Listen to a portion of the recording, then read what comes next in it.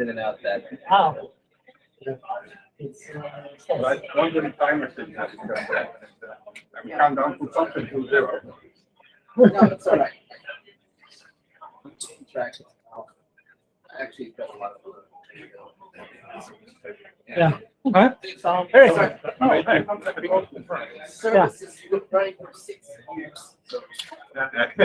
Yeah. I got a lot to say. Can you Next, change the slide? SKCD thing. Next slide. It's gonna be only one slide. It's all And then right. after that, I'll defer. I'll defer Leandro as well. It's all right. hello, everyone. I need about 20 minutes to prepare the snacks for the break. Can you let me know 20 minutes up front? I need to heat them in the oven. Yep. All right. Depois da minha apresentação daqui. Deve ser daqui 1h30.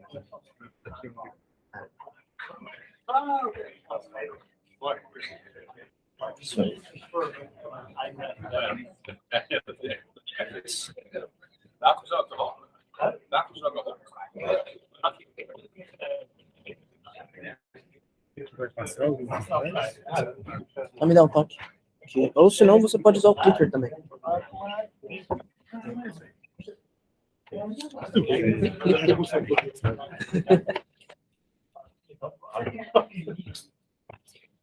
Como é o nome desse? Ilha.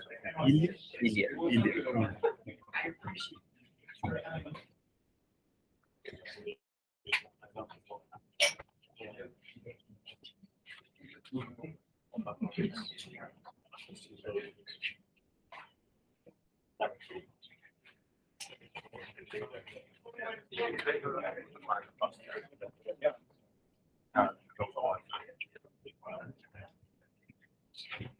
Hello. So first, hello everyone, and thank you for coming to the opening of the MessageBird. And considering all the train cancellation, it's a quite good turnout. So thank you everyone for coming. Before we start, can you come and please say something about MessageBird? I actually have something. Yes, of course. Can I So I just? can imagine that most of you or some of you haven't heard about MessageBird, what we do. I think it's kind of like good to take this opportunity to introduce a little bit what is MessageBird. What is it, Joe? I'm not the biggest microphone, so let me try a little bit clear. So what I'm saying is basically what I'm trying to do is just introduce a little bit to you about MessageBird, what we do, what kind of problem we're trying to solve, what kind of a little bit of hiring here on this one. Right, so I'm Leandro, I'm the VP of engineering here at MessageBird. I've been with the team now almost close to 3 years and a half, and I have to say it's been a really interesting journey. I see some familiar faces here, some people who have been with us. So welcome back to our office, and of course, welcome everyone to this Go Lady Meetup. So basically, what do we do? So basically, we are building an omni-channel communication platform. A lot of times I say those two words together, it doesn't mean a lot to people, but it's all about removing friction from how customers talk to businesses, right? That's kind of in the essence what we are trying to solve. If we look also from our vision perspective, it's enabling business to talk to their consumers as they talk to their friends, right? That's all about how can we remove the friction from that communication. I always like to talk about this, like looking back to our history, right? When we started 10 years ago, we actually started, and I don't know if this is common knowledge to this group, but MessageBird started together with Molly, which is another startup here in Amsterdam. I don't know if there's anyone from Molly here. Probably not, yeah, actually go. So MessageBird actually was born together with Molly, and at that time, there was a specific problem that came up while they were building a specific solution for payments, right? We started to see that when we were trying to send an SMS via an API, it was not as reliable as when you were actually just sending a text to your friend. right? So we started to question, why is this the case? Oh, Right, and we okay, started to figure out there's a lot of problems behind the hood. When you're trying to send SMS via APIs, there are different routes, different ways that SMS were actually getting sent. And we started by trying to solve that problem specifically. How can we remove that friction in how SMS can actually reach end consumers when we're actually sending to an API? And that has been one of our first products that we actually started already with customers. Right, and that's where we started building a communication platform and enabling this to the same APIs. And after that, that's also where we started the journey towards what we call the omnichannel platform. What we did with SMS, enabling communication and messages to the same API, and at that time you can think about like things like OTP messages, right? Payment reminders, all kind of reminders that you receive on SMS. A lot of this will through our API. A lot of the Dutch traffic will go through messaging. And there's like, you can also do this with, for example, WhatsApp or Facebook Messenger. And we are creating this platform to enable business to actually communicate, automate communication, and build different kind of solutions on top of the platform that we have created and we have built. And as you can imagine, throughout this time, we have faced a lot of different challenges, right? If you think about scale, right? If you think about reliability, this has been a common problem that we have been trying to solve as we see different problems, as we grow, as we scale, right? And this is, of course, one of the reasons why we transition to domain, right? You can go to the next slide. Just to give us a little bit of story about this, I tried to collect some information from the people who have been here longer than me. And what I could get is that between 5 to 7 years ago, which is of course a weekend of 2 years, but this is what I could get. Some people told me 5, some people told me 7, that we have been using Go. And there was a specific problem on our SMS stack that we couldn't scale beyond what we could get at that time. The SMS infrastructure has been built on PHP. It's still there. We haven't really rebuilt or replatformed a big portion of it, just specific parts. But they're still there. But after that, all of our infrastructure, all of our projects have been built in actually Go. That's where we are today. We keep improving our progress, building new progress, and everything now is built in Go. And that's my next invitation to you. Check our website. We have open positions for Go. We have also positions for PhD, CF friends, or if you are still also working on that, wanting to move to Go, there's also an opportunity to join us and help us building a communication platform of the future. With that, I want to welcome the next speaker, or actually, Edith, you're welcome him. Thank you, everyone. Yeah. Where's your?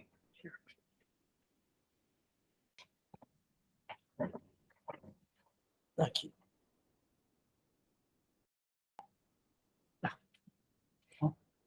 All right.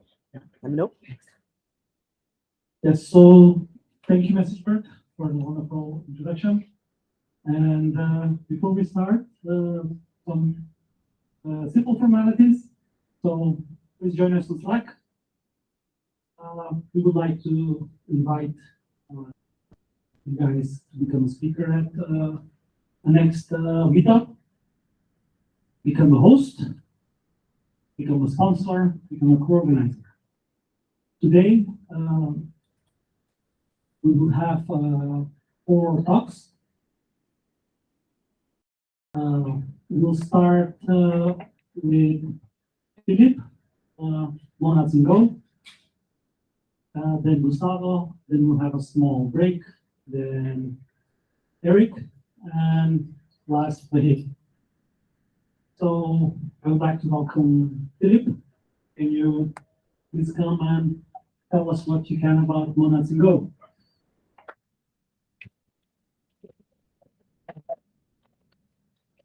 Just.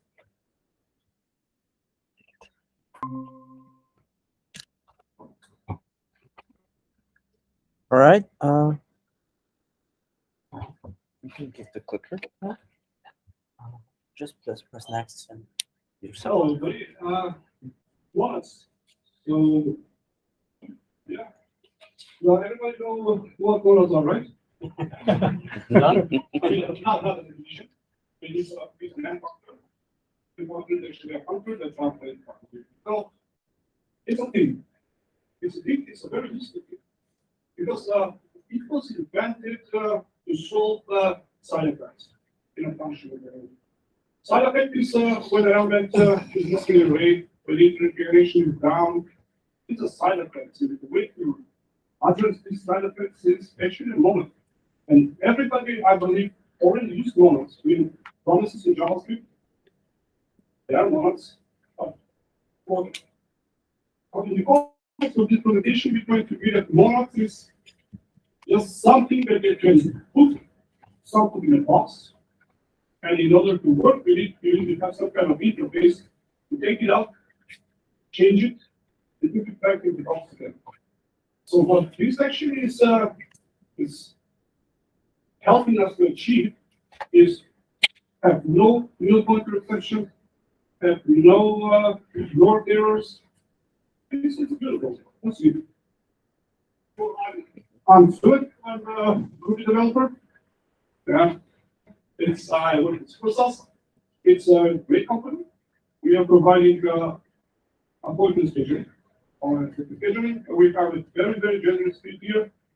We are integrating with the resilience of payment gateways across all over the world with lots of SMS gateways. So practically, you can run your business for free. Check it out. But please be careful. It's written in Ruby. It's not Go, so you might wait if you. Yeah. How you know what it is like railway oriented program, right? Everybody that do know railcars, yeah, it's just a simple idea. I would say it's something build a pipeline without information. Basically, it's called railway oriented programming because you're going to follow a happy path, and when you encounter an error, you're going to jump to the not so happy path. And what's important to notice is you always get to the end. So there are no further returns, there are no, which can affect performance.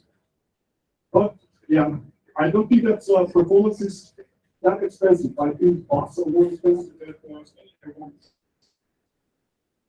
So what type of models we have? We have lots of different kinds. Like we have in some languages there is a maybe or optional, where you can wrap something or nothing. We have results that can wrap a result or an error. There are futures and lots of useful models.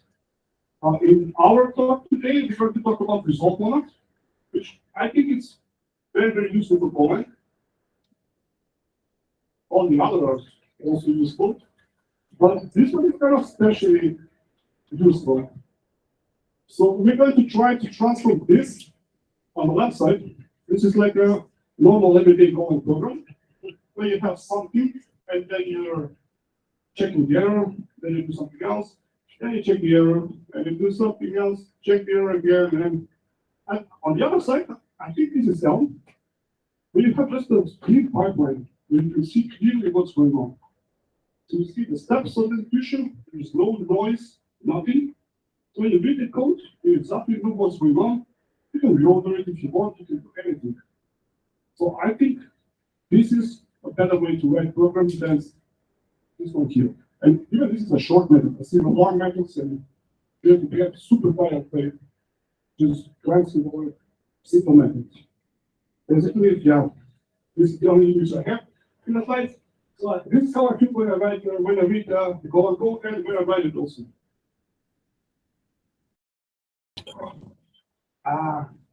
Another fun part. Now with the generics, we actually can implement results very easily. You can have something or you can have an error. And then you have those, I say, helper functions where you can check if the result is acceptable or not. You can unwrap the result where you get that stuff that you put inside. And you can do failure and you can get the error. And the most interesting thing is actually this guy here. It's an fmap. By the definition, every monad is a functor, and functor has only one single interface. That's called fmap. This is not the correct definition of the interface. The correct one is in the functor, you have a function that translates something into something else. And then in the end, the fmap returns another function. So this is not correct, academically correct, but it's something that is, I find it more convenient for us for our examples. Another thing about Golang generic. So initially, I started the whole thing. I wanted to check it out whether we can complete this on Golang generics.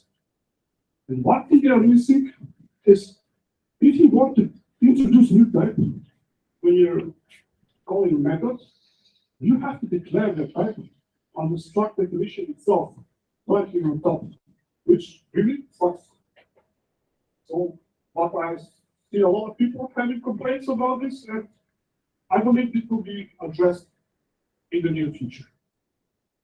So, if we apply this result monad and get mapping, then we're going to get the pipeline like this.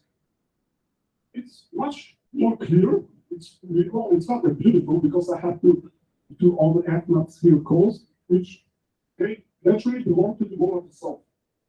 So the result is not a monad because it doesn't apply to the monad interface. We can put it in a monad package, kind of make it look more like a monad, but it's not.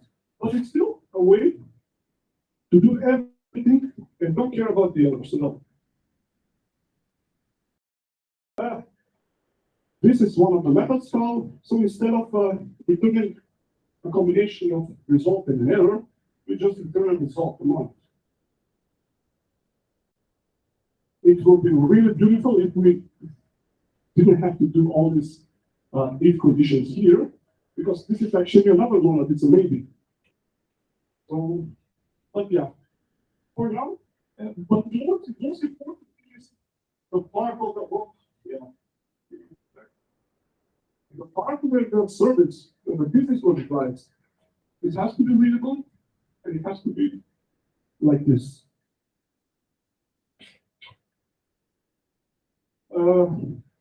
When they add support to introduce new types of methods, then that actually on the previous page will look like this, which is way more beautiful. So yeah, that's pretty much it. Conclusion, yeah, we already talked about it, but the things are moving in a good direction. That's my opinion about the language and everything.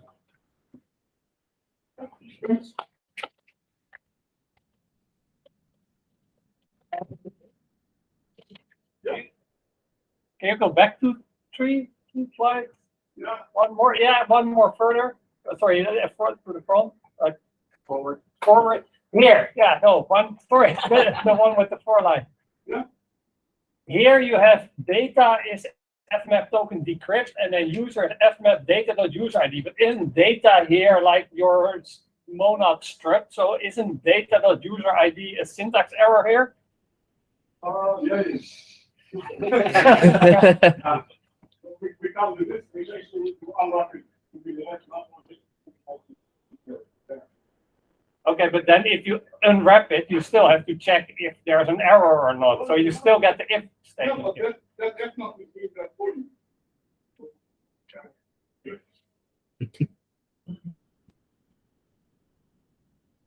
Yeah. Okay, but that makes it a bit more complicated. So then you have to pass data in here, and then the fmap somehow has to know what. Yeah, okay, never mind. Yeah. No, you need the I functions. get it. Yeah, exactly. Yeah, I get it. Okay. Sorry, can you just clarify a little bit more about why it's not possible to make it a member? Because if you want to do that, this fmap will have to have this signature or result. But when you want to do some TNU, you also need to do it over here. So, yeah, I mean, it's first it's prestigious, but also it's not correct because ethnic relation transform to very different countries, not altering. Right now, Next questions. When they ask you a question, can you repeat? It's not the shop.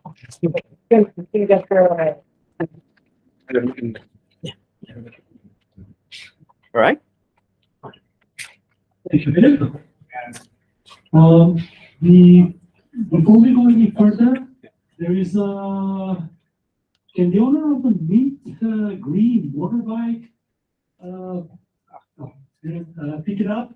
They said they're gonna remove it if you don't. Move it away. Sorry.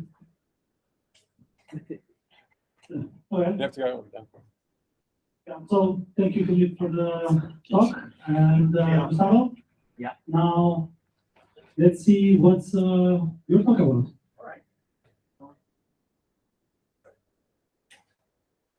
Everyone, to be proud. It's been a while since I've talked in public like that, so bear with me. I'm here to talk a bit about one of our services called HDQ. It's we call it destroyer of websites because it's basically a DDoS as a service. But I'm not here to talk about how we destroy services or anything. I'm here to talk about how to operate that thing and how we manage to deliver millions of webhooks daily. First of all, I needed to add that. My manager said, yeah, you should probably add that so people don't think we're kind of going through this. So it's basically saying that we are not doing any DDoS on purpose. The thing that we are doing here, that the people that actually got the DDoS, they kind of asked for it. We're not advocating for people to, oh, you're asking for it, but they kind of asked for it.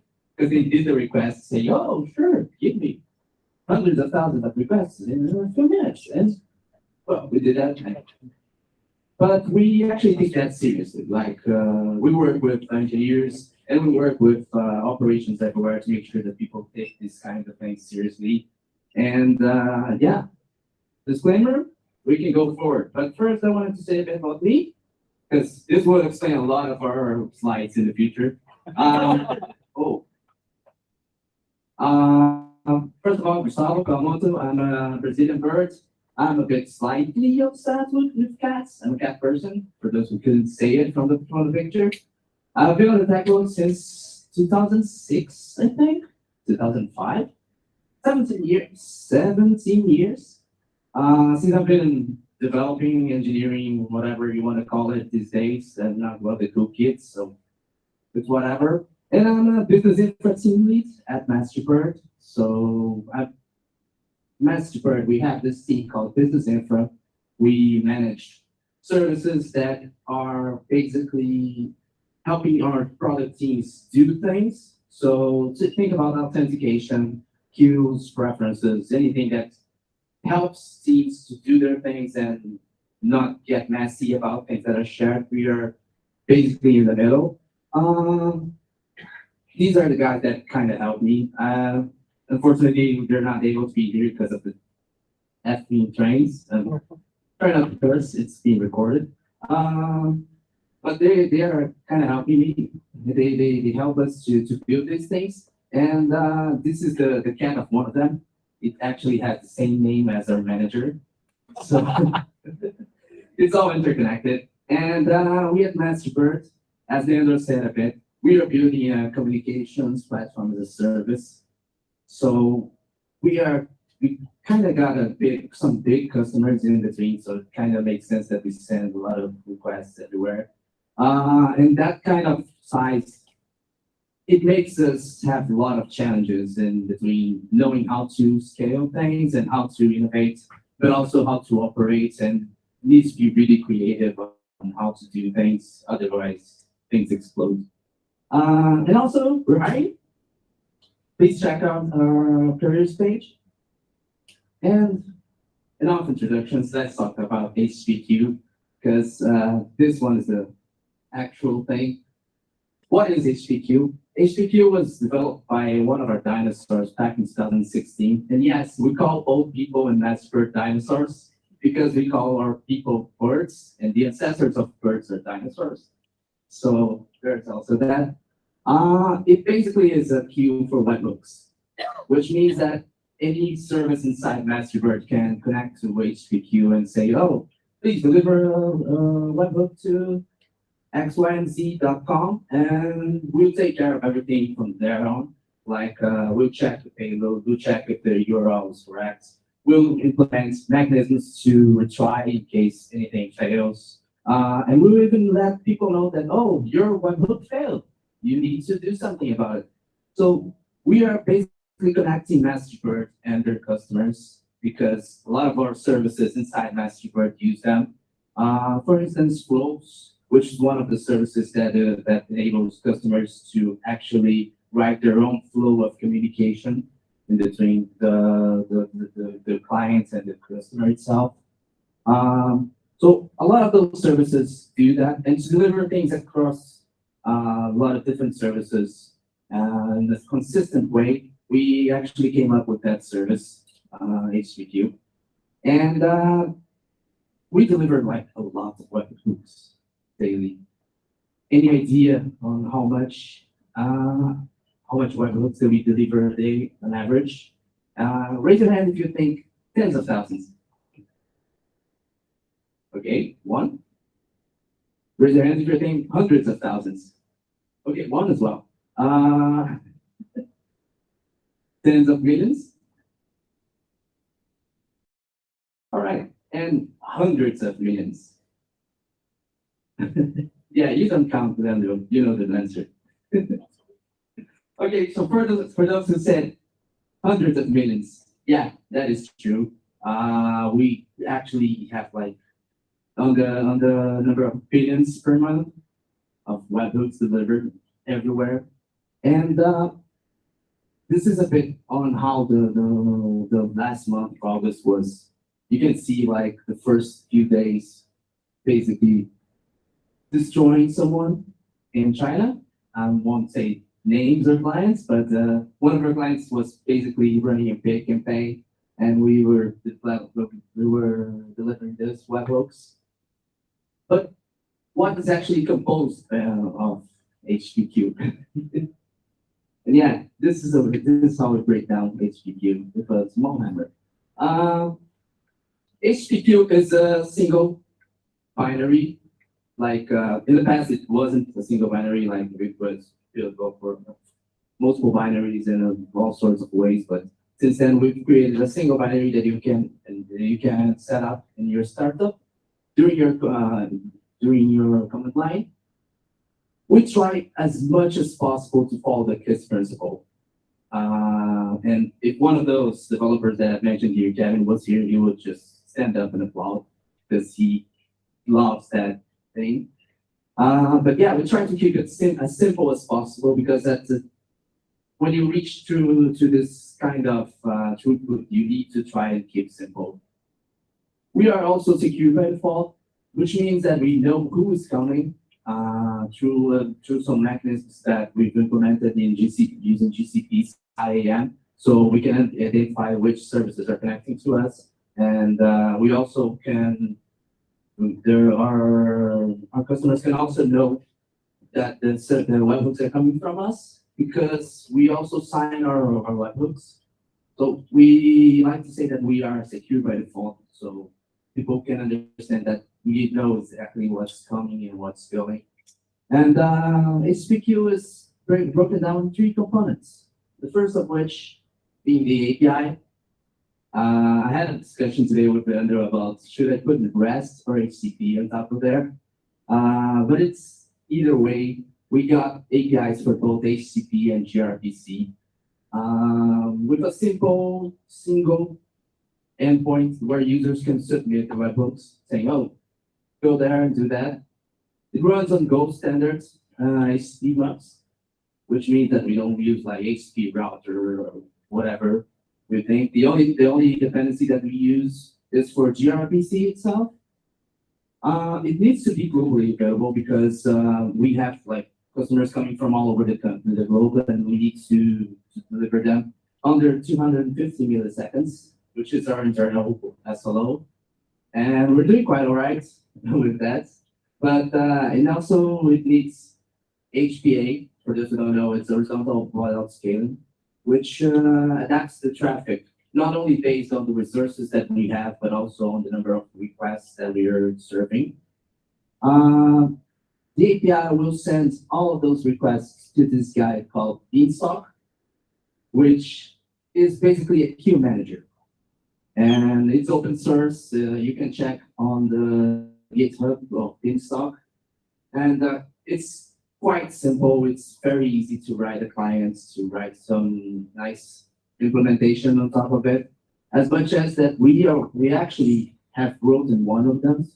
You can also check on the link down below. But even though it's simple, it has a lot of features that we actually use a lot. So it has delaying features, like you can say, oh, this job should take a while to be redelivered. That way we can do back off and retries and all sort of things.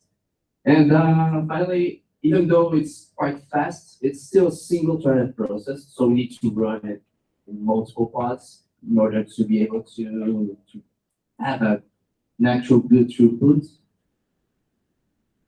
After the job is posted to Beanstalk, we have this pod called Worker. It has a bunch of Go routines, and by a bunch I mean like at least 1,000 Go routines handling the requests from Beanstalk, which sends to more thousand Go routines, actually preparing the requests and sending those to the customer itself. This is a guy that deals damage to people. Like, he is prepared to send a lot of requests. He's port hungry. A lot of the ports and a lot of noisy neighbor issues that it had in the past was because of these guys handling, consuming a lot of ports. And yeah, it also needs webhooks. It also needs HPA to run because he needs to scale up and down. I'll go over that a bit in a bit. And our SLO as well. I wanted to put our SLO because it's interesting how we need to calculate those things. So this one in specific, we calculate by saying, oh, when did the requests came in? And how long did it take to actually deliver the webhook? And you were saying like 500 milliseconds from the time that it was posted up to the time that the client actually receives the webhook. And that's basically how it is broken down. Like the user basically reaches out to the API, it sends to Beanstalk, the Beanstalk sends the job to the worker. The worker will notify the client saying, oh, there it is in your user server. And then once the request is delivered, the worker will come back to the user who requested it and say, okay, I've delivered it. And everything goes to the stack driver database. I'll talk about that a bit. But yeah, it's fairly simple. But that is the part that sounds simple. How do we operate and how do we maintain this thing? You guys gotta remember that we have this service growing for almost 6 years already. So it's quite a few time and it has changed a lot over the years. Some of the old birds that are around here actually probably had had contact with the service. And I've separated a few topics that I wanted to go through. The first of all is scaling HTTP. This thing needs to be multi-region because you actually need this to be running across multiple regions in order to be actually fail growth. Having it like in a single region won't actually cut it because we depend on a lot of resources on the region itself, and it also depends a lot of on horizontal pod autoscaling. What do we mean by that? Is that horizontal pod is that sometimes requests can come up during the middle of the night, during like off-peak hours, and we need to be able to react to all those kinds of things. So we got horizontal pod scaling set up to scale up the number of pods by a bunch of different metrics. So for instance, the number of workers that are actually being used at that time, or the number of requests that we're receiving. And since it's a multi-region thing, we need global load balancing and dedicated nodes because it's fairly easy for us that are consuming a lot of resources to run out of resources and start other processes.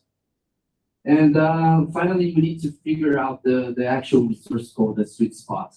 I don't know if you guys ever been through that, but the resource quota for a pod, it can be tricky to figure out, especially if you're running things that aren't exactly resource intensive, like sending web hooks, that most of the requests are actually IO bound and not processing. So in order to do that, we do a lot of load testing with HPQ. And we're actually working out on a formula to calculate what do we expect based on what the traffic is. And yeah. Second of all, HTTP2 clients.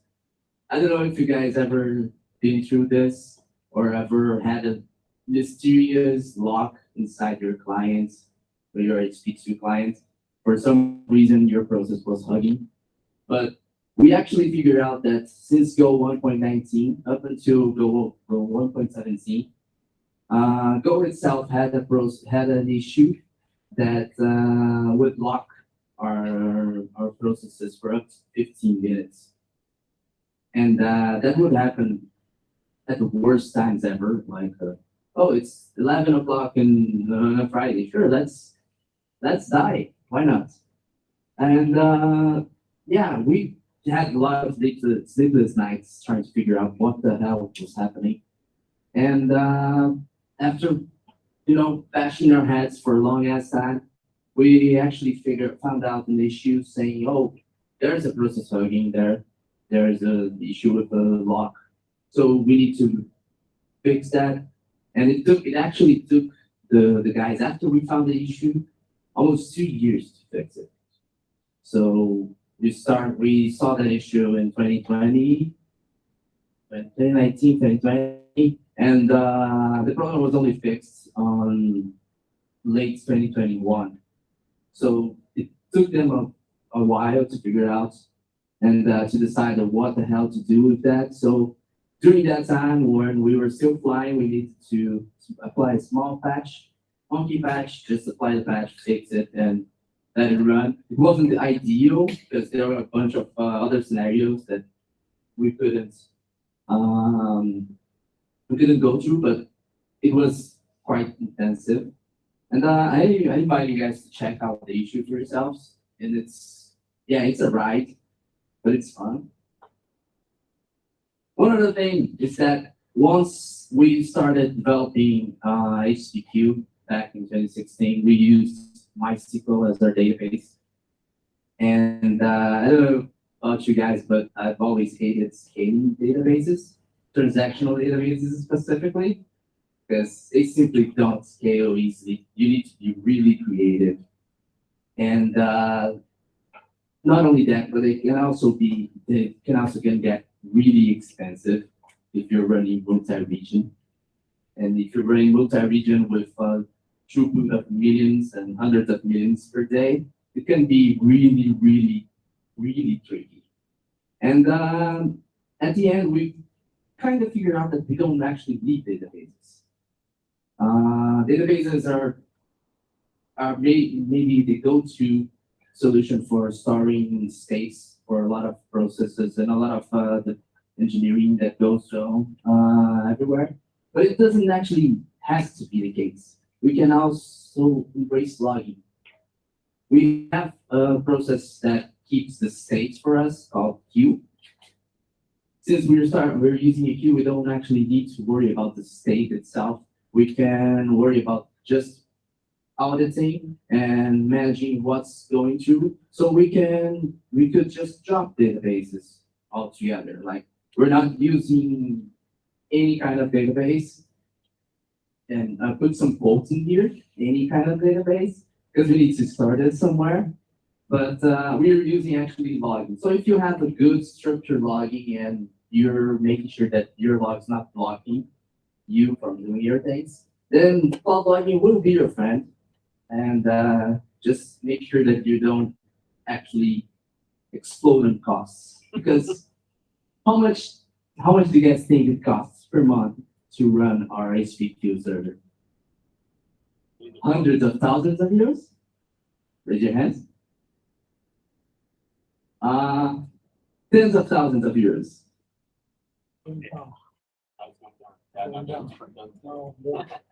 A few thousand euros? Less than 1,000 euros. Yeah, you guys would be surprised that it runs a few thousand euros per month. And this is actually something new because I actually got a small chart in here showing out the costs that we have. And if you look closely, by the end of June and beginning of July, we actually had quite a few costs with cloud logging. Because cloud logging is great to handle requests and to handle logging in general, but it's terrible to store things. It costs a lot. And by a lot, I'm even saying like 10 times the actual cost that we had in here. You can see a small spike in there, but that spike was not caused by storage. It was caused by people actually querying BigQuery. But by middle of July, we actually transitioned from storing everything in cloud logging to store in BigQuery. And then it's actually saving us a lot of money. We were running in the tens of thousands, and now it's running in the thousands. So yeah, use logging, but be aware that storage can be tricky. So yeah, conclusions. I've put some here. Design a system to solve your current problems. Once we've started designing HPQ, it was really helping a lot of people. It was working really great for a few years, but things change and we need to adapt and overcome. And so try to stay focused on your actual goal here. Like try to avoid overthinking and over-engineering and do your best to actually solve the problem. And once the problem arrives, just invest money, invest time to do so, and to figure out how to solve the problem, because it's well learned. It gets me quite proud to say, oh, we're sending hundreds of millions of requests per day, and but it doesn't come without a cost and without a lot of efforts. Also, services doesn't need to be expensive to do a lot of things. Like from HPQ itself, it's quite cheap if you select the right tools. Also, beware, issues exist everywhere, even in Golang. So if you got a weird hugging somewhere that you don't really know what's going on, don't be afraid to go deep and to check on someone else's code, because you might find issues. It's everywhere, no one's fail-proof. And just keep your mind open. And finally, be careful what you wish for, because people kind of don't expect to be answered when they wish for things. But just like 2 weeks ago, someone in a memorial website somewhere in the world asked for 400,000 requests, and we kind of delivered them in 30 minutes. And their website kind of went down for 3 hours. So try to avoid avoid wishes without well thinking. And I think that's it. Questions?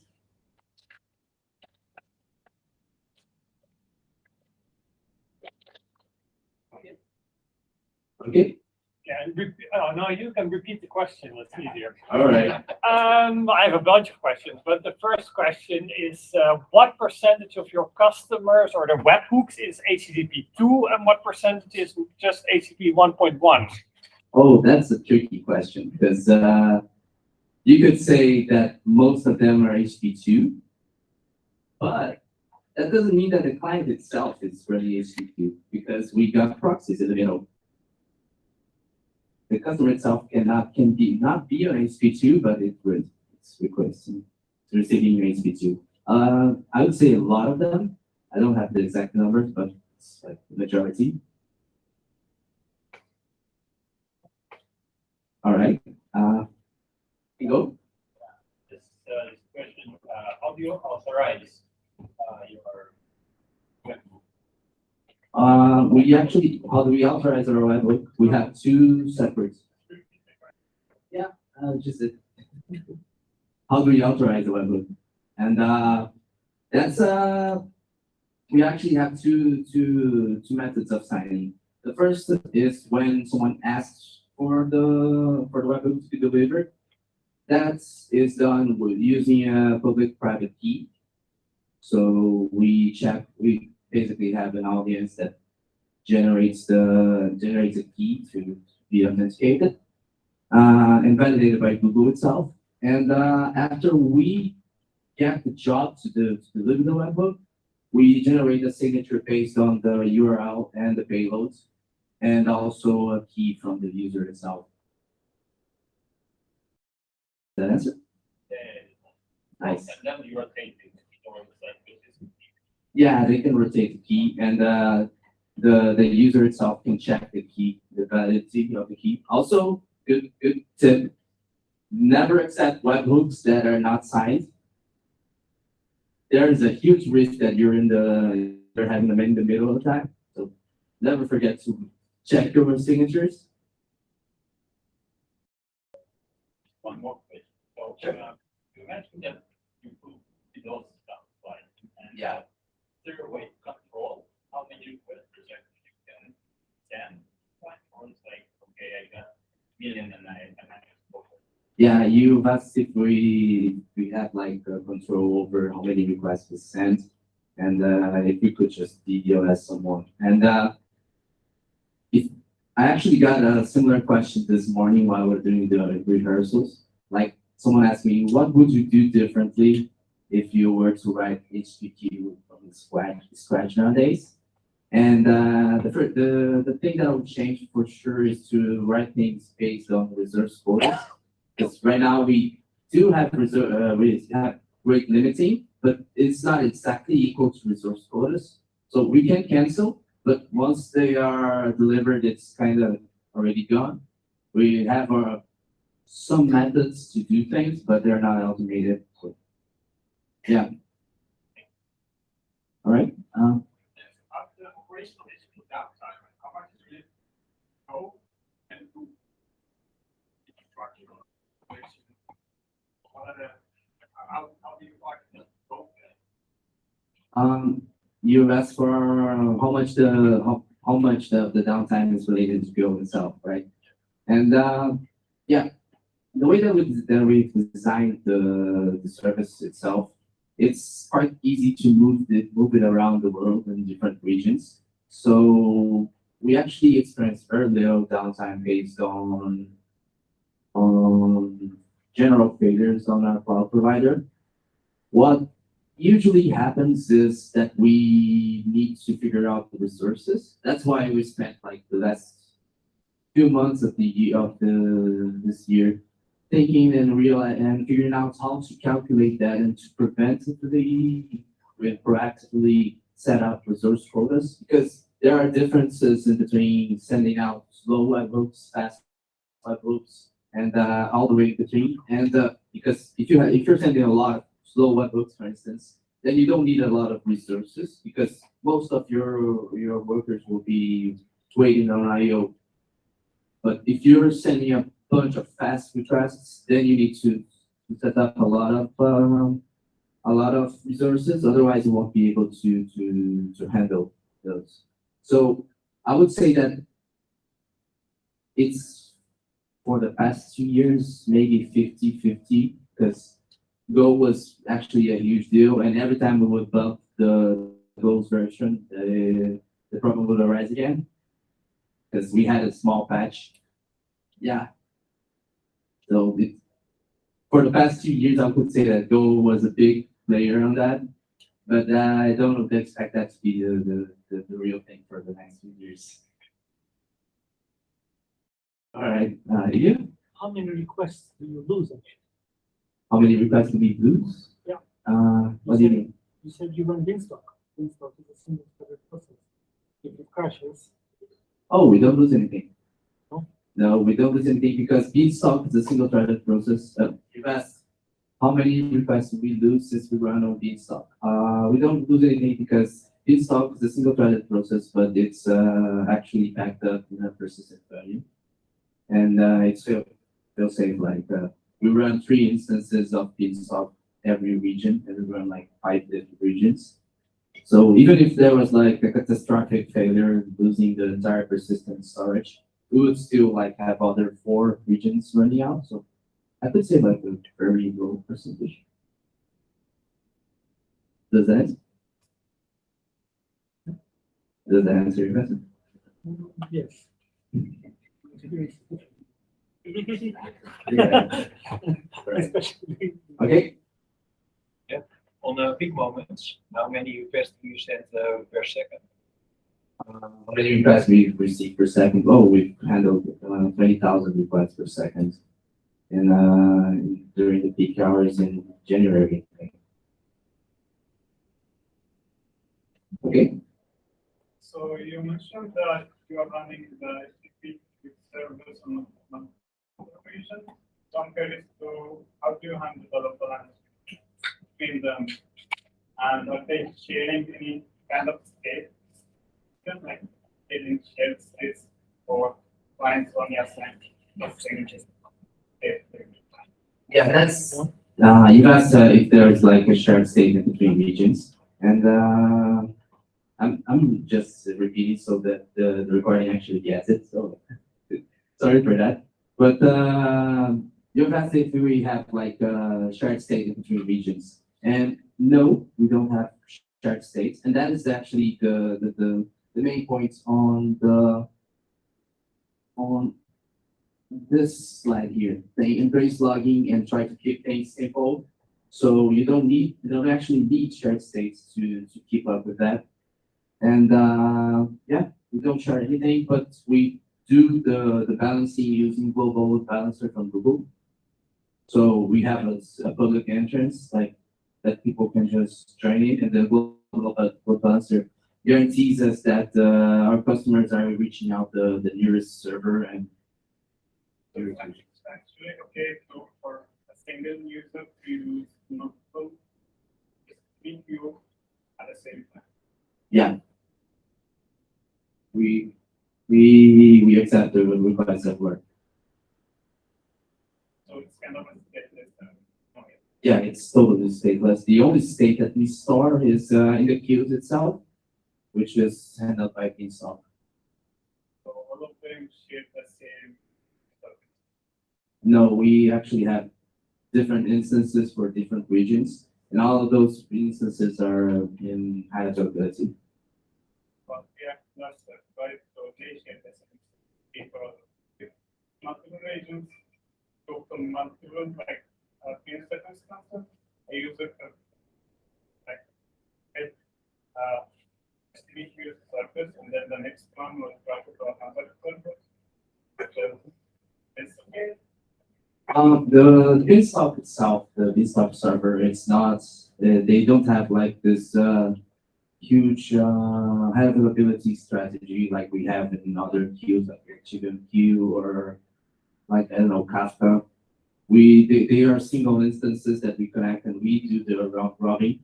It's a good thing and a bad thing. A good thing because maintaining Beanstalk is fairly simple, but it's a bad thing because if we need to scale up, we need to really think about it. We need to organize so it doesn't mess with them. But whenever a client sends a request, we are the ones as the clients of Beanstalk, we are the ones deciding where to go. So that kind of takes from it takes the complexity from managing Beanstalk and the job distribution. So like, is there any advantage of using Beanstalk instead of Meetup? I'd say that the main thing is that it's fast and it's simple.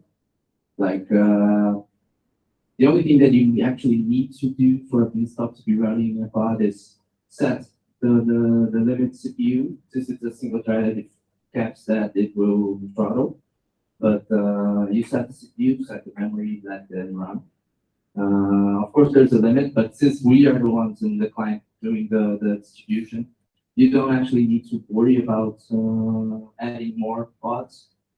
So that's the beauty. And of course, there are problems, but you cannot update the job. There are a few things that you need to be really wary.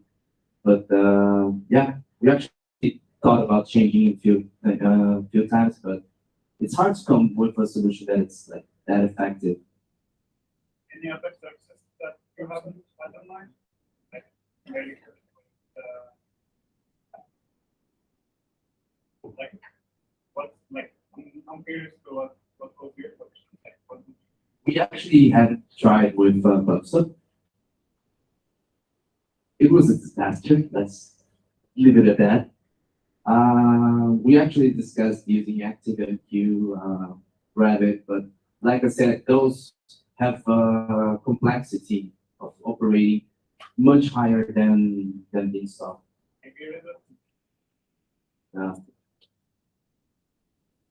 Sorry? Redis. Yeah. Redis. Yeah, maybe, but the complexity of running Redis is quite high as well. We had good incidents with Redis in MessageBird as well. And yeah, like every time we try to contend with Beanstalk, and me, Gustavo, is saying I'm not the hugest fan of Beanstalk, but it's hard to compete with that. So yeah. All right.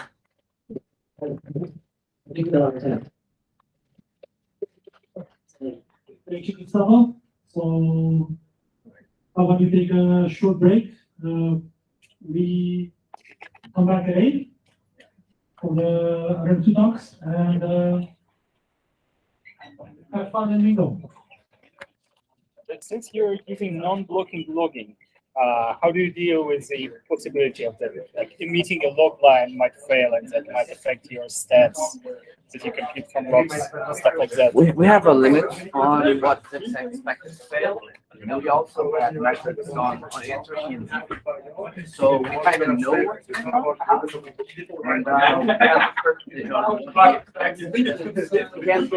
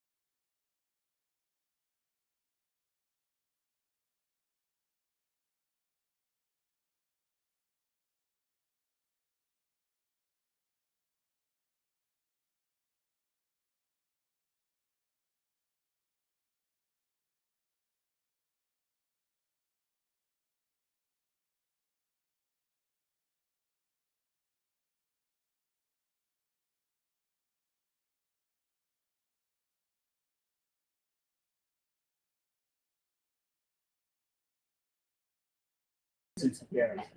So I use that once in a while. There's frustration of like, this guy's amazing transparent encryption thing on my database, and I was like, what's your model? And then I told them now they're switching GitHub against it. I think it's something that's kind Yeah. Yeah, but that is true for a lot of things. Not necessarily because others always ask what if this is. So you need to like explain every scenario, everything like what you do with that compounds, because they have learned rightly that everything gets so there's so many layers. The last layer is like literally that all the access log by Amazon, and they go directly into separate accounts. But those accounts need to be compromised first before they can save that environment. Those you were on AWS. yeah, the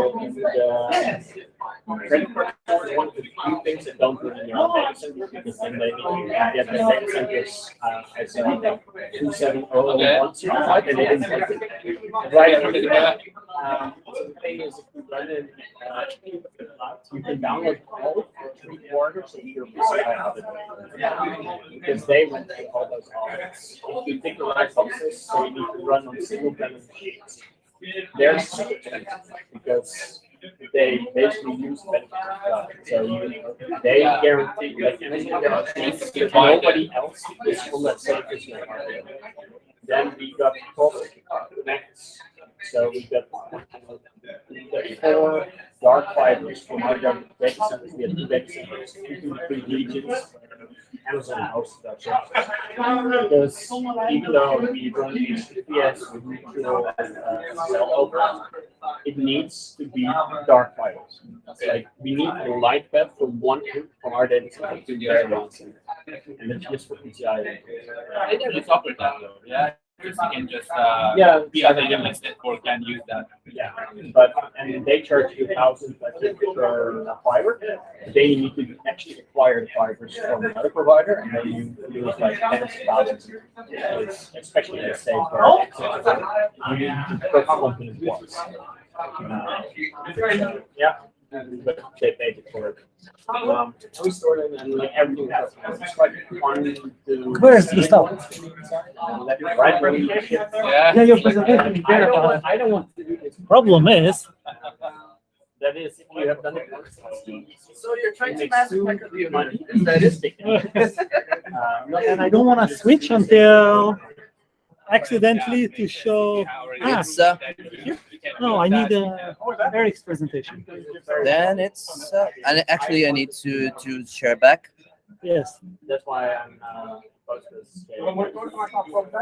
And Yeah, I think you can come over here Oh, yeah, that one. and there we go. Eric. Hey, don't forget to cook.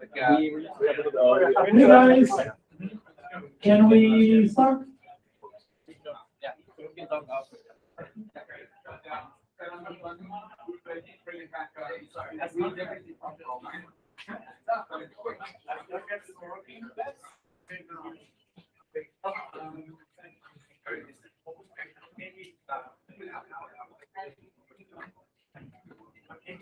Yes.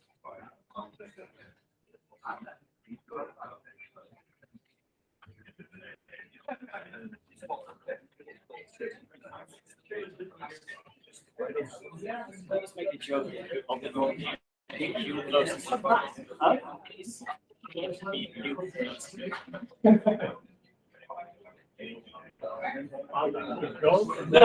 Okay, guys, please everyone take your seat. So,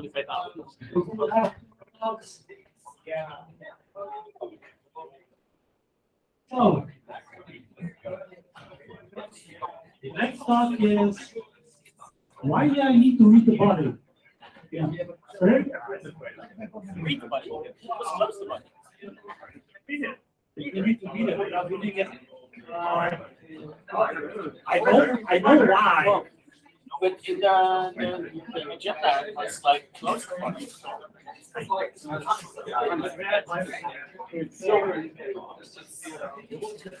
They will probably read their bodies.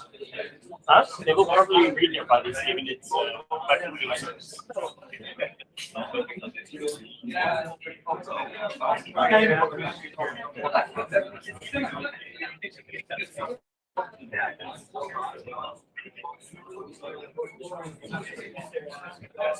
Hey guys.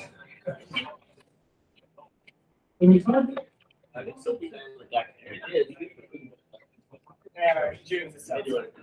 Okay.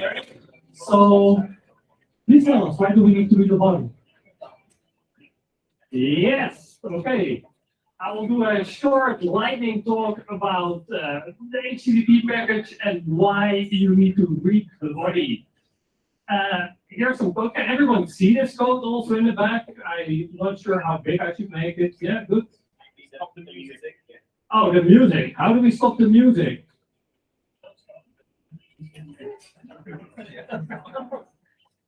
That's really easy. Yeah.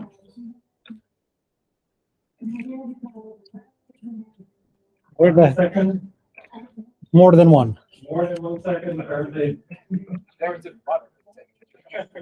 Wait, how do you switch? Oops. Okay, I'm just gonna shout really loud and then, oh yeah, if my slides are gonna go away, then I can't do so.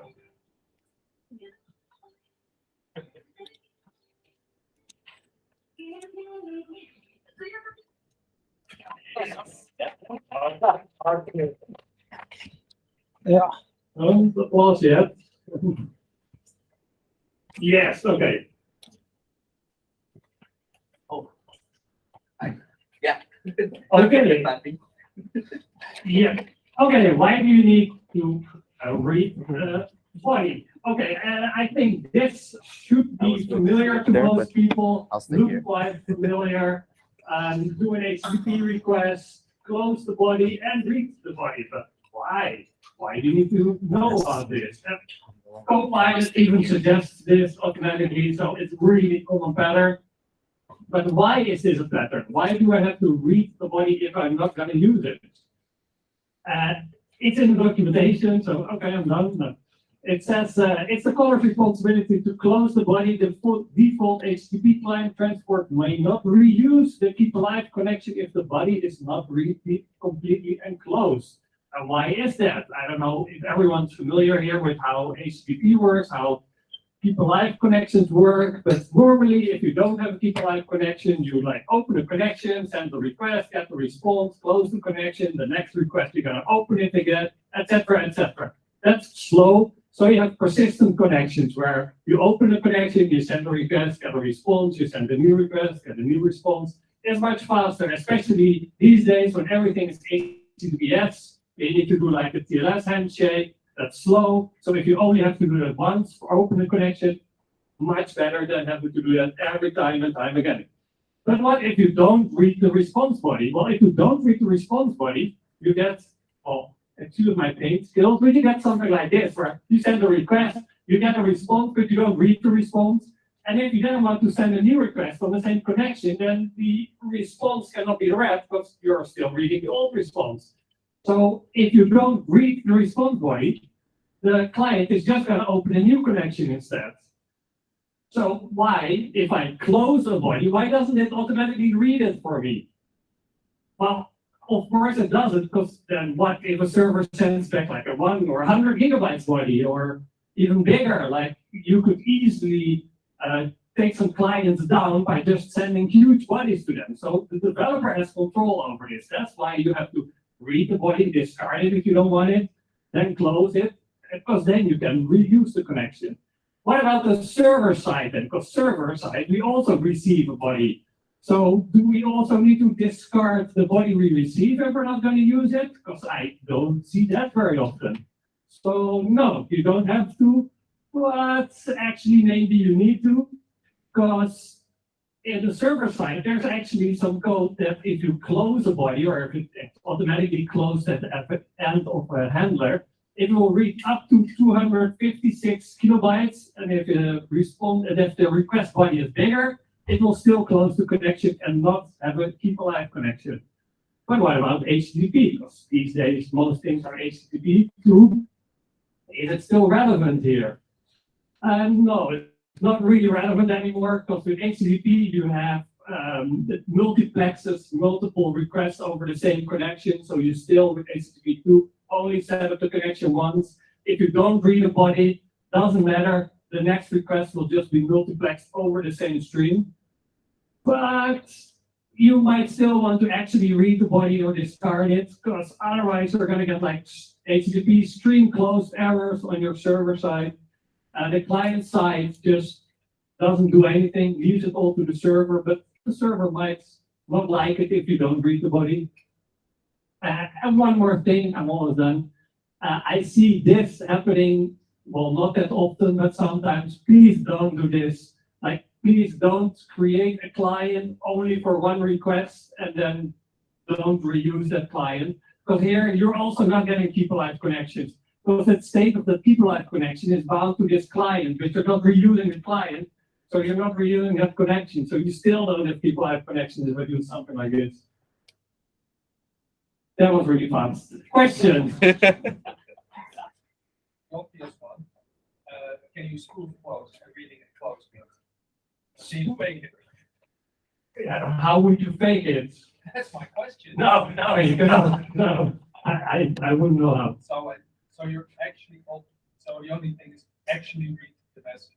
Yeah, you actually need to read the whole body and just discard it like most people do if you don't need it, because otherwise you really don't get any people-live connection. Yes. Are you dependent? Sorry? Are you dependent? Oh, I use IO-Util. Oh, yeah, IO-Util doesn't read all is deprecated. That's IO that reads all now. Yeah. True. It's not you, it's Copilot. Huh? It's not you, it's Copilot. Oh yeah, Copilot. Yeah. Yeah. Okay. Wasn't me. Any other questions? In the back. Can go one last slide back. There's a thing where it can keep the speakers open. You guys open, so you're closing. Well, yeah, if you do this, then you will get the TCP connection open, but it sets some finalizer. So on the garbage collection cycle, when it sees that the client isn't being used anymore, it will still clean up the TCP connection. Luckily. Okay, I know that the voice on the device because caps for May I ask what about this? Yeah, I already wrote some questions there for you. Make it easy. To be honest, I just built this presentation quickly today because we didn't have enough talks. I don't know about HTTP 3. I'm assuming it's the same as 2 where it is. Well, it doesn't use TCP, but it still multiplexes stuff over the same connection. Yes. What about trailers?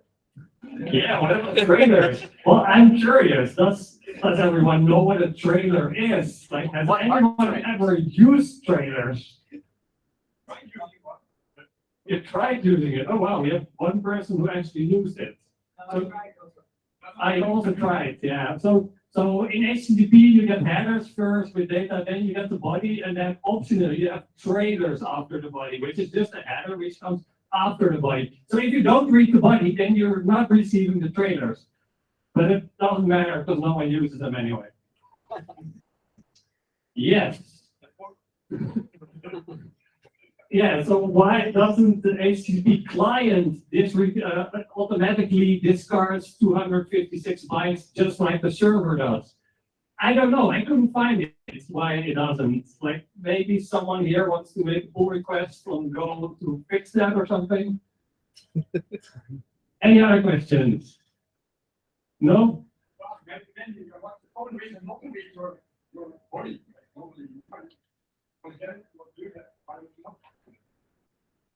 Reason why to not read your body? Well, a lot of times you want to do a GET request to, well, mostly POST request. Maybe you want to do a POST request to update some status somewhere or to whatever, trigger something, and you don't really care what you get back, and you still want to discard the body. Sometimes you don't care what you get back. Okay, I think that's it. Then we go to the next tool talk. Please, you're up.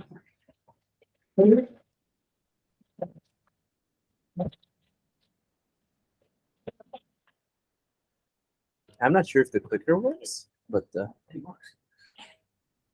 Ooh. Hello, everyone. I want to talk about CH1. It is how I make a high performance general library for ClickHouse. First off, the Access ClickHouse. I don't want too much about the ClickHouse. First about the ClickHouse, you can search the internet.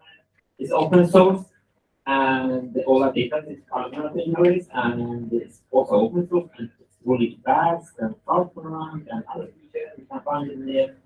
ClickHouse page, I don't know too much type of it. So, why I decided to create a new driver? Actually, I was looking for tensor database, and I found the ClickHouse was very fast, and I want to use it. But when I used a native driver in the ClickHouse, it wasn't fast. So this is very bad, and I decided to create a fast driver to achieve the ClickHouse speed. The ClickHouse has some protocol interface. Actually, has the HTTP interface.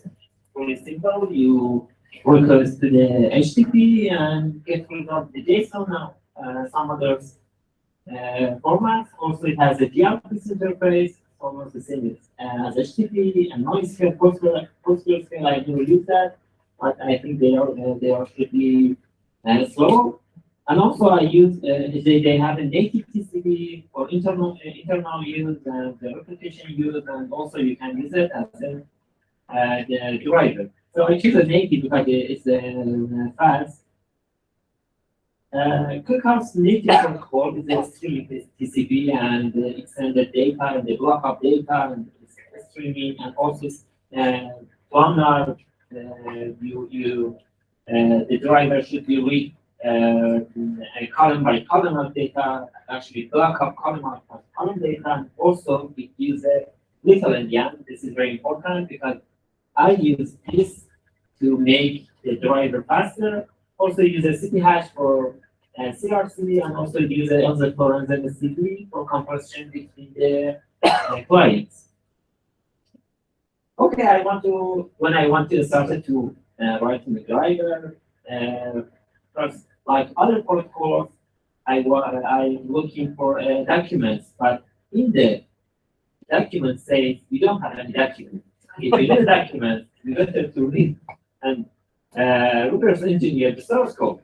Yeah, it's really sucks, but I want to use the ClickHouse server. I read the C++ codes. You can imagine.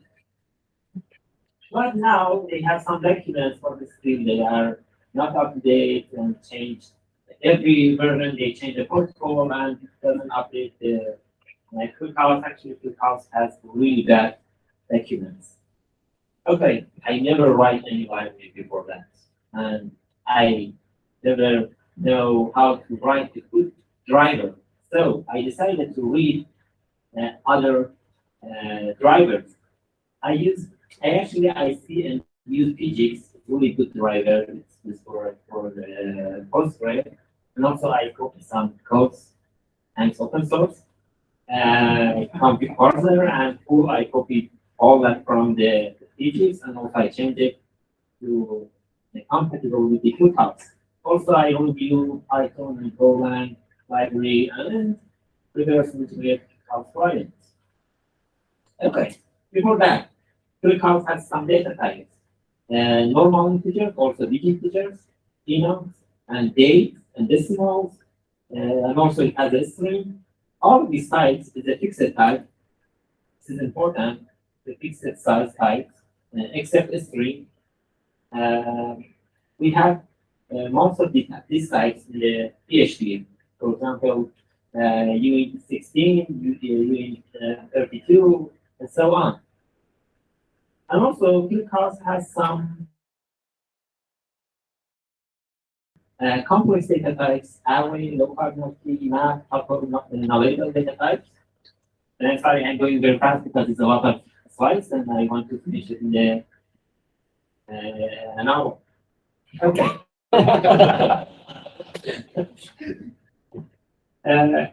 Here I use generic. Actually, everyone after no release generic wants to use it, but no one knows how to use it because before that we used everything without generic, and now we have it and we don't know how to use it. Finally, I found it, and I'm really happy.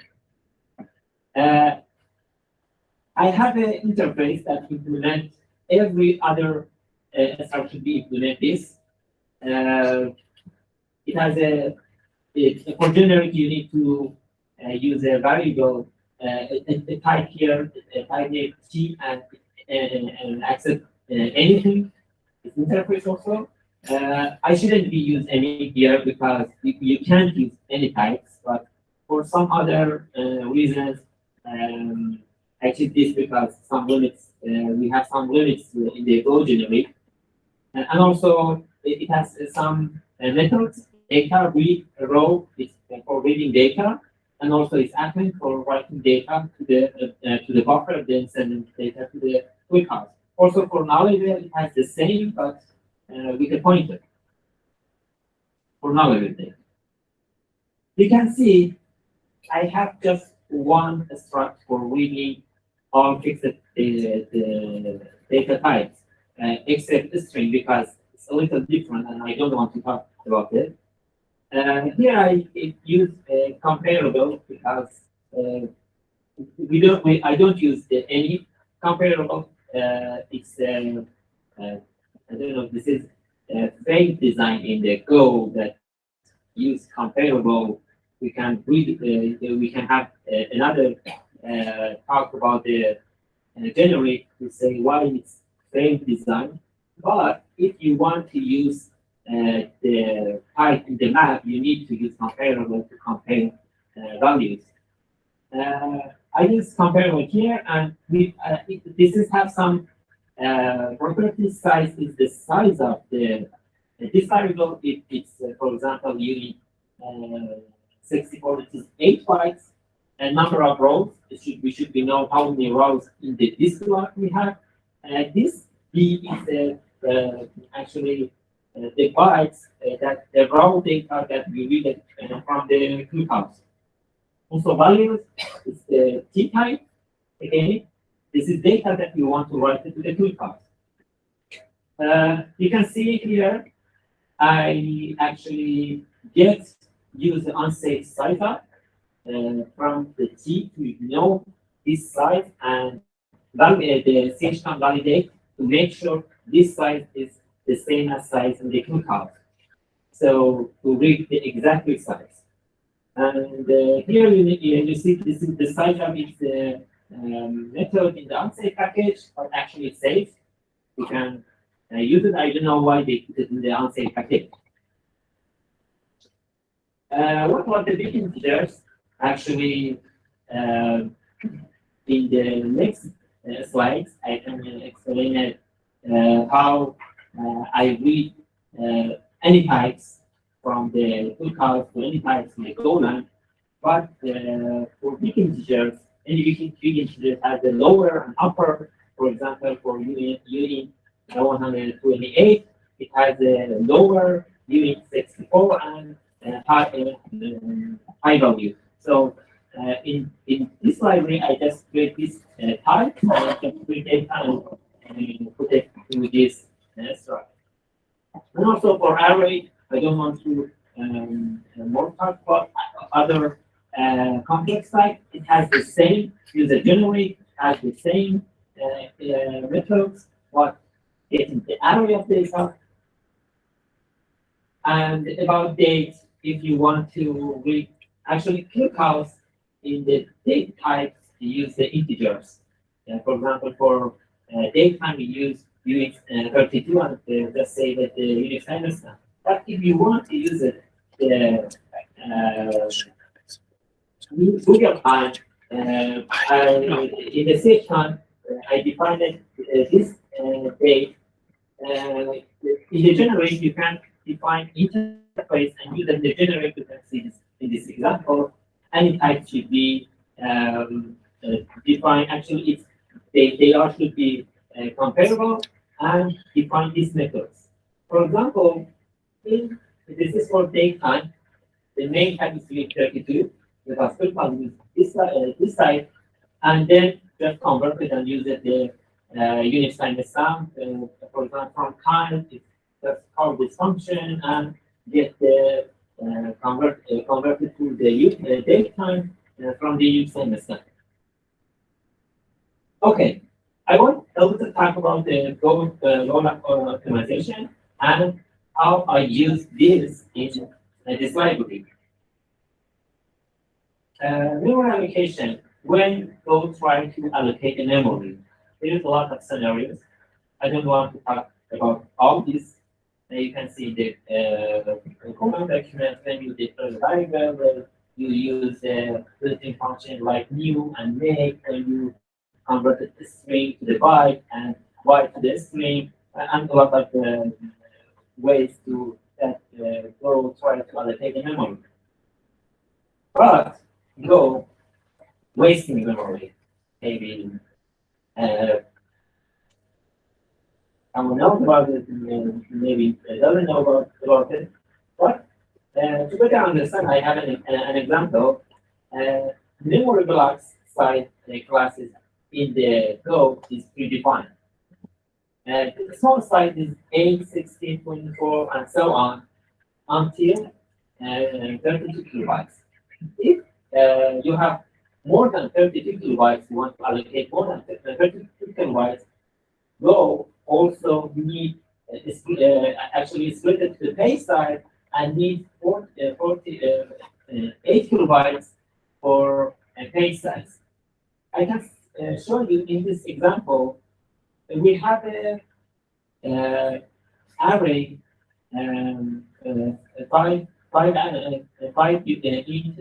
48. So the size of T is 40. You can see here that I use the unsafe size of it's 40. Okay, it's normal. And I allocate the memory in this function f, and you can see when I call the allocated byte per operation, it's 48. Why it's actually allocate 8 more bytes? Because 4 bytes is less than it's between 32 and 48. So Go allocate 48. Why Go do this? Why just not allocate 40 bytes? Because straight up and wants to make a little bit faster and also allocate a little bit memory. And yeah, and also you can see here we allocate 1 more byte than 32 kilobytes, and Go here allocate 40 kilobytes because of allocate more 8 kilobytes for memory. We should know about this so to actually know when we see allocates and maybe different than the size of the variable. Okay, we know about the heap and the stack. When you program the start, it's from the 0, 0, 0, and maybe, and then we have a heap or maybe a stack, and then we have a stack. We know the stack is fast because it knows about the size, and after finishing the function, it will be erased and so on. But for the heap, you have always have a problem with the heap. And DC work here to clear the heap. I don't want to more about it, but what is escape? Escaping the Go. Everyone knows this code works in the Go, but this code is the same. It doesn't work in the C. Everyone knows why this is not working in the C. Yeah, because this defined it in the this data defined it in the stack, and when this function finished, it returned to the pointer to the invalid data. And when you compile it, maybe you just compiler give you some warning. And what in this code, actually Go compiler is smart. And when you define it, you return it, the pointer of this data is moved to the heap. So it is good, but make your application slower. So how can I analyze my code to make sure which variable goes to the heap? A great example, you can see I defined the A and equal 1 and B equal false and C a channel and use B and A if B is true, A plus plus, and then close the channel and print the data. And when I want with GC like -n or double N, also with multiples, you can see in this line I have this message that told us move to the heap A. Move A to the heap because we use it in the another routine and it's need to move to the heap. But why we use B here? Why it doesn't move? Again, because we don't change it to B, and the compiler knows about it, and it's small. But what about the C? Why we don't have the C? C is in the stack? No, every channel actually the data on the channel will be in the heap, but because always move to the heap, the compiler doesn't show any message here.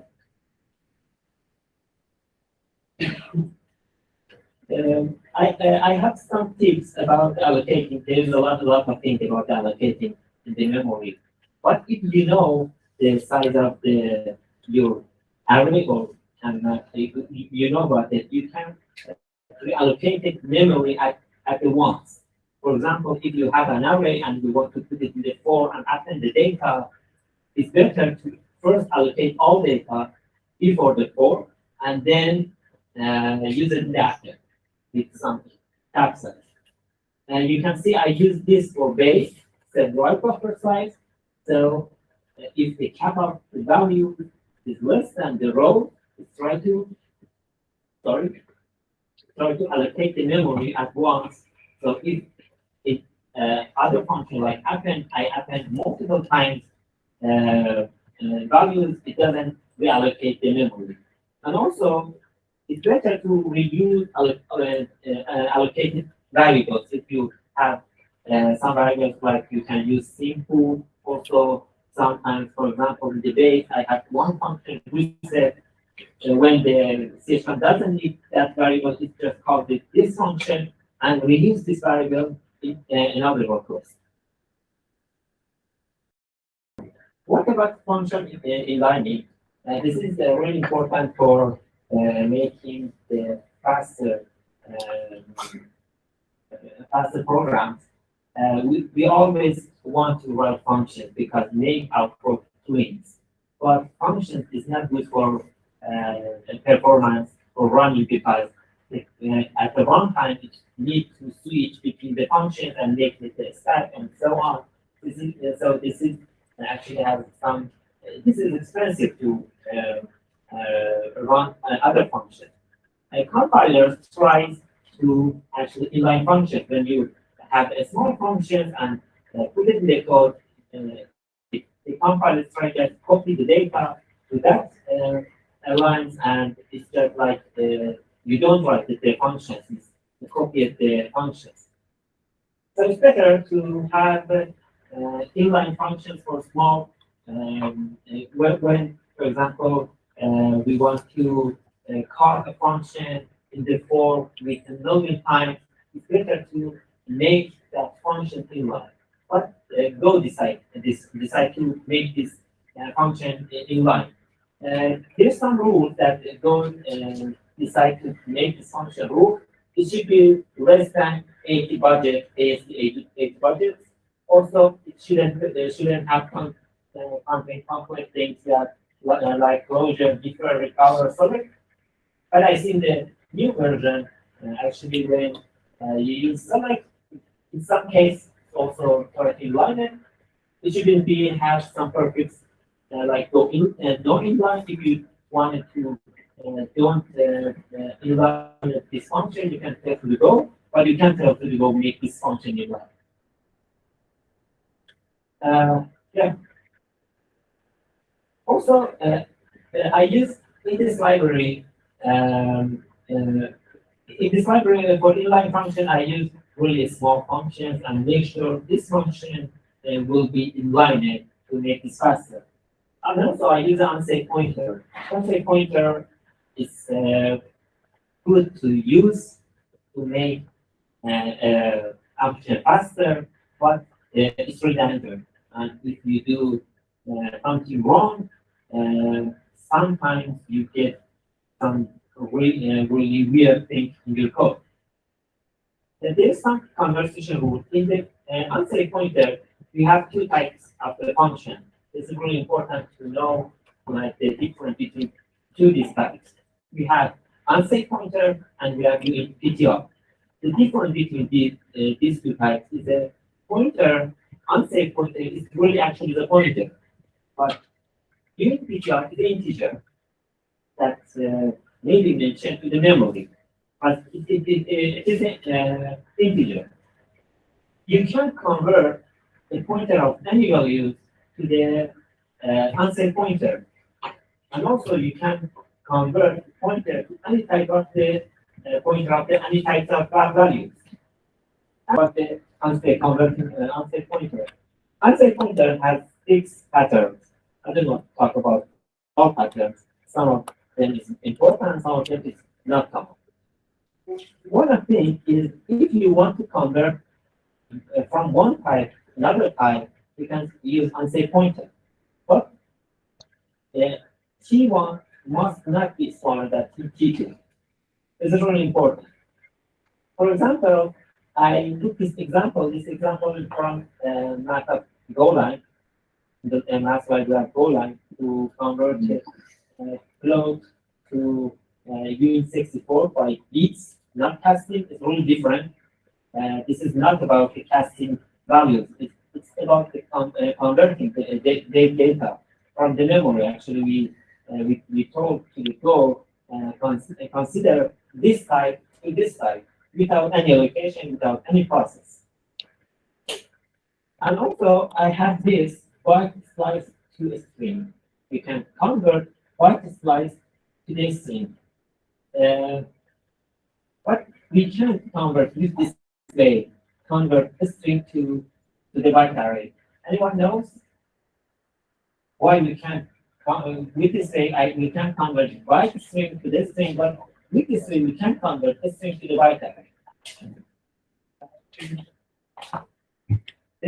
We have this rule. T1 must not be smaller than T2. Because only my take all from one byte. Yeah, it has more bytes. Byte string, actually, the byte string has data. It's actually a struct with data that points to the data and cap and length. But this string has a pointer to the data and the length, and it doesn't have a cap. So we can convert it byte string to this string because the T1 not be smaller than T2, but for the string it's smaller, so you can convert it. This is really uncommon. If you want to, you can convert the pointer to the unit PTR. You can see it has the same result. If we get the address of the T, it's the same as in PTR because it also show the pointer to the T variable, but it's not pointer. It's really important to know. Converting of the pointer to the unit pointer and with arithmetic, because we can, for example, plus, minus, because unit PTR actually is an integer. And it's a little maybe complicated. We want to actually use it's just maybe gain. We want to, in this example, we want to get index of y2 from the point of t. How we can do that? It's just a game with a integer. I don't want to more talk about it. Okay, I'm saying pointer in the calling syscall. I forgot to tell you. We can do that. We can have any function that has integer in the input. During that event, because compiler doesn't know and maybe clean the memory because the integer is the integer. But the syscall has this integer. What syscall has it, but we can define it. It's actually for syscall compiler, make sure to keep the variable for integer in this function. This is really important. I have an example to call it a syscall for any other functions that we want to use that accept the integer.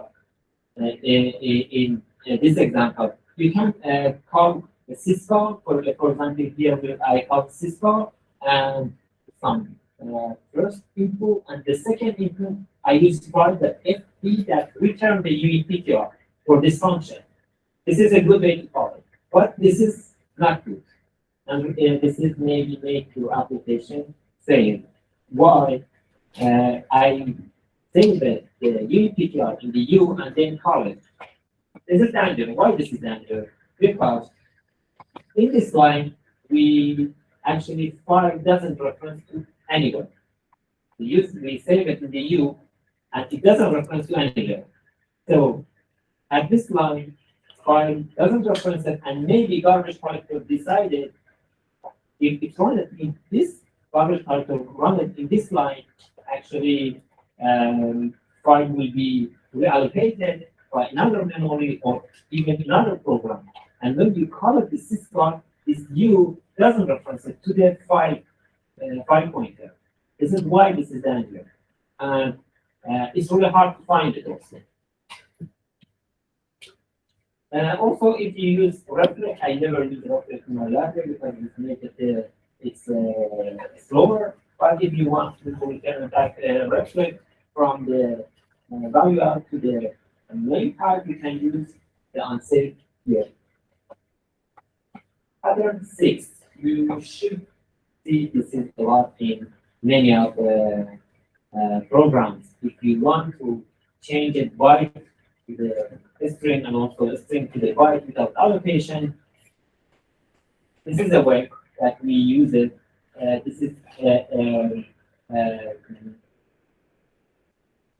some way that without allocation, because if you change it a string to the byte, it's allocated new memory, but this way it doesn't allocate it. But also this is dangerous if you don't know about the UEPTR. I can show you in this example, this is a real example. Actually, this is code is from the EasyJSON. EasyJSON is a library that's very used in to converting to parsing the JSON. It's really fast and used a lot.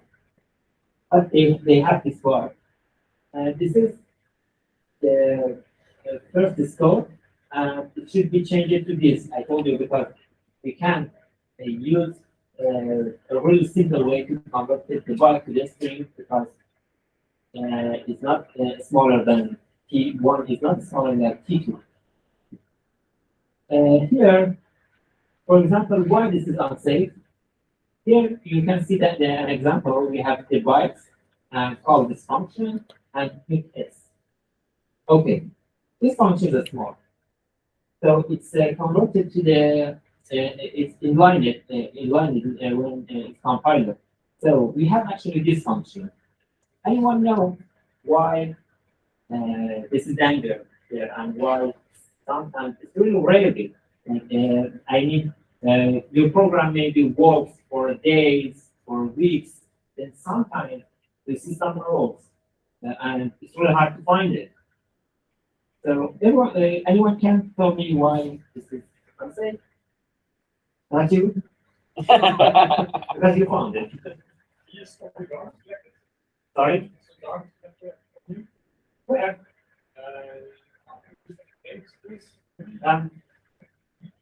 Yeah, actually, yeah, you're right. Actually, Eric found it in the EasyJSON, and yeah, this is why unsafe is really unsafe, and it's very hard to find it. Okay, now how I use this in my library to make custom. First of all, because I use TCP, and when you use TCP and you don't want to read all the data, you just want to read part of data, and you have a streaming of data, it's better to use buffer.io. Buffer.io is a buffer that actually buffer you produce the data, and you can read it from the buffer, and producer doesn't need to wait to read the data. So you can, I use this for reading and writing from the ClickHouse, and some type of size. I can show you here. Producer actually send this data, and the reader only read A, B, C, D, and then producer write another data and doesn't wait for the reader to the read data. So if you want to read streaming data, it's really better to use Papaya to make your application faster. But for reading data, as I told you, ClickHouse actually send data in the cloud now, and also it's on the Little India. I assume this code is running on the Little India CPUs. We have two kinds of CPUs, the Little India CPUs and Big India CPUs. The Little India Big India is about how to save the order of the bytes saved in the memory for the integers. So if we most of the CPUs are to use the Little India, it's really hard to find the CPU that uses the Big India. So I told you we use actually in the base we use the data from the ClickHouse saved in the key. I don't want to talk how to read the data from the ClickHouse. It's very important. And then I use unsafe pointer converted to the array of the T without any allocation, without any process. It's already ready to read. Because of that fact, it doesn't do anything. And also for read and for row also, you can decide to find the buffer data and just convert it to that type. What about append data when we want to write data? It's also first it happens to the buffer, and next we can see here this area of this data converted to the bytes without any allocation, because the data already ready in the memory. But the important thing is I added some build tags on top of the file to make sure this is run only on the Little India CPU, not on the Big India. For the Big India, you should be reversing this bytes to make sure that this is going to be converted to the Big India part. All this CPU are with the Little India. This is what I've never the any Big Indian CPUs in the server. Okay, now an example. This example is really like other drivers. I've never used the data SQL because it makes slower, and I need to implement a lot of things that make the flight interface, and also it's neat to read the raw of data, but this is a columnar interface, so I've never used the data SQL. It uses the pool of connection and then send the pin function and also create the table here with two columns, one using 64 and another 64 using 64. And now we want to insert data. First of all, we need to create the columns. Here you can see with new with the Goldman type, and then another one for nullable, also the new viewing type, and that nullable create this structure, this object nullable. Then we want to insert 1 million reports in 10 types. Actually, we want to insert 10 million reports. And here I set right buffer size because I know the size in the million. So I allocated in the one time. Then we have a 4 inserted 10 times. Then 1 million times it's append the data to the buffer. And here it's inserted to the clue cost. Then we want to visit this data.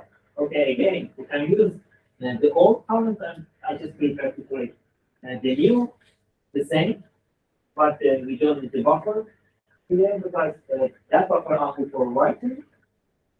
And I use select and doesn't matter close, different close.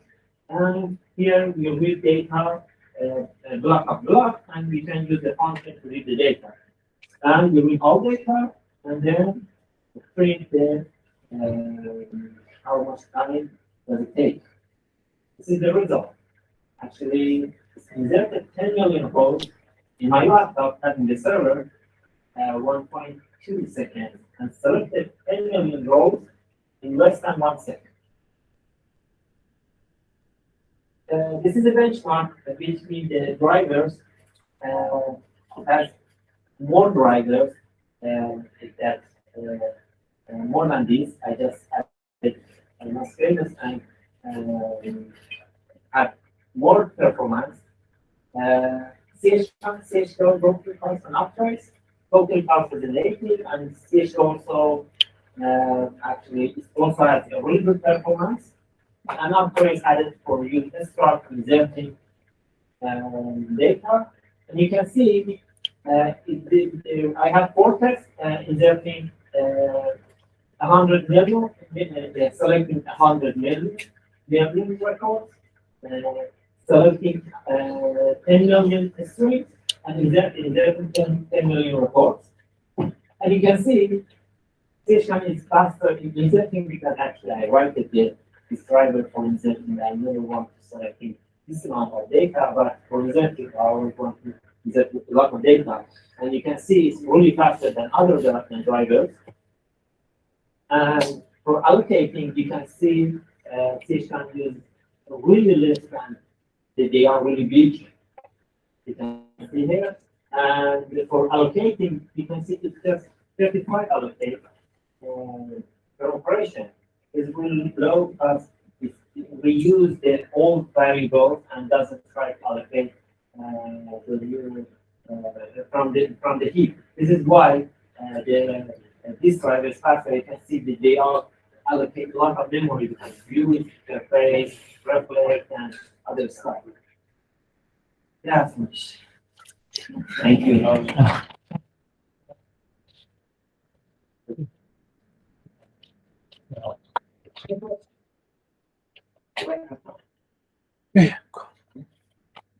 Okay. Yeah. So first up, this is really cool. I'm so impressed, and I've been reading how the report will go, and I don't know how to do that. So and so it really connects to the life. So I'm kind of struggling to understand the generic kind of aspect of it. So and again, like most Go 118 users, I'm not so familiar with generic. So, but as far as I understand, so when you were showing the structure, the basic implementation of your interface so far, are you not paying a penalty when you have any type? So isn't there a penalty for a lookup or a type? Yeah. Yes. Right. Yeah, but like if it happens constraint, like if you have a comparison constraint and there was some other kind of constraint, then as far as I understand it, the type lookup will go is very fast. But the moment that you move to any type, for example, then the lookups are much slower. Isn't that the case? That's why I wanted to give it Okay. A different purpose to your question? Again? Can you repeat your question in another way? To understand the Well, so as far as I understand, your main goal is performance, right? I mean, you want to have super fast insert, you want to take advantage of the Doesn't start performance. to all the other.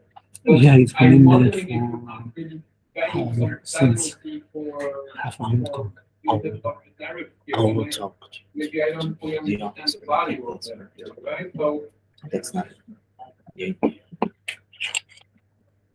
Yeah. What? Things apparently are there. Yeah, that's why I want to see if there's a better.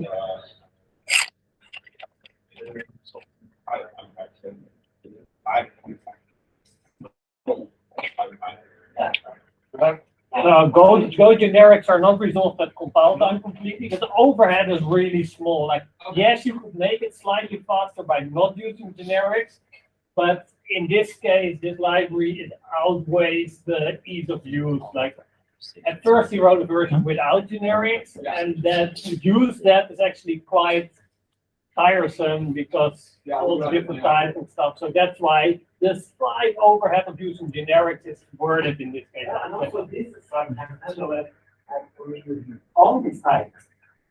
Like this. Yeah. And before the version before the actually generic, I created a lot of extracts for every of these types. So this version doesn't need it. Yeah, thanks a lot for the talk. And we use it unsafe everywhere. How do you make sure that the correctness of your code and they like make sure that everything works? Do you use like go fast or something to test the code? I use the unit test for Just to use. yeah. As actually integration test and unit test, also integration test. To make sure it works with the cookouts in the actually with a lot of version of the cookouts and 4 or 5 version of the cookouts, one in zero clean, a lot of workloads in the unit test. Yeah. How do you catch? So I would like to know average catching on unit tests or running kind of that. You about the escape anomaly, right?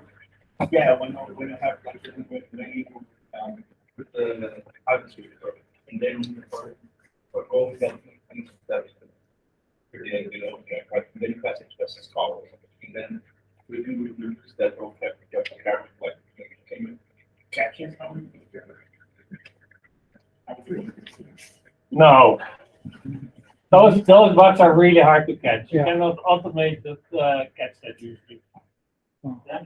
What is use case having that bus by? If you case about using the queue house, actually, if you use the queue house, you really need to because you use the queue house because it's fast. If you don't need you don't need to make your application fast, you don't need to use the queue house. So if you use the queue house, you need to insert very fast. So actually, in this program, mainly on the my practice on the insert. Also, the same thing very good. Like my main focus is on the insert. For example, in this library, you don't need to first actually sending the query to the database. You can first insert it to the buffer, and when you need to insert the data to the queue house, you can just send it the buffer, and the buffer already ready, and you don't need to do any stuff and any converting to convert your data to the queue house protocol.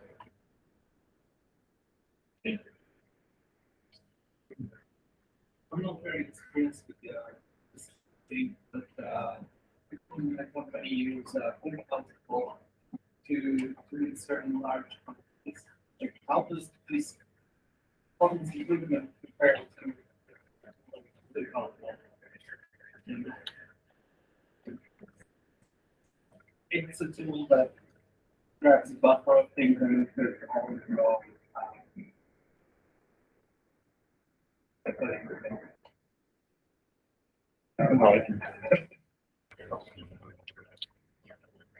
If it's Go, then it probably uses one of these drivers and it's slower.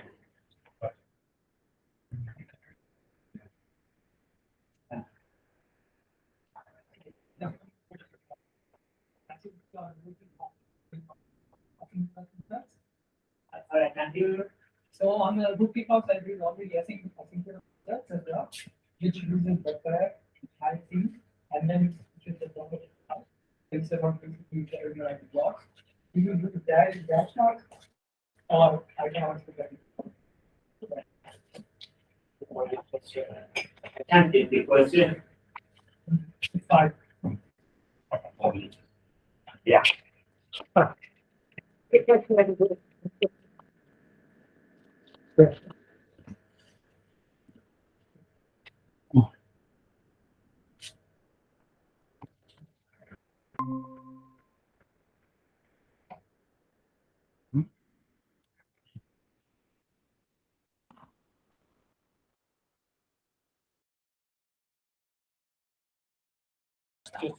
Just open talk.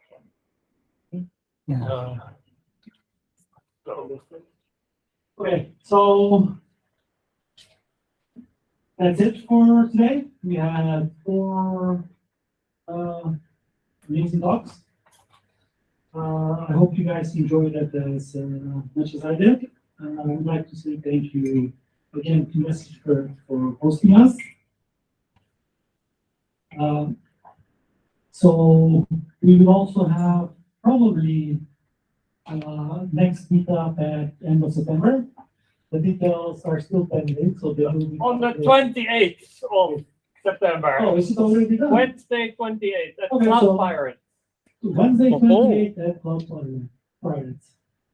I would also ask to call Gustavo. All right. So we have a small gesture for the people that talk, they gave a talk. So an awesome Go Cup for you.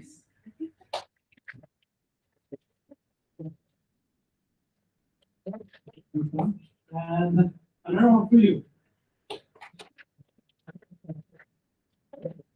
Yeah. And also, we have something for the people that gave a lightning talk. Unfortunately, Philip left, so Eric. So Eric, you already grabbed one from the table. Yes. Thank you. Yeah, you're welcome. So we still have about 25 minutes, so we can mingle, talk, have fun, and there's also some snacks at the bar. So let's say again, thank you, MessageBird, and thank you everyone for coming to don't forget to call us if you want to host. All right. I'm dropping out the meeting.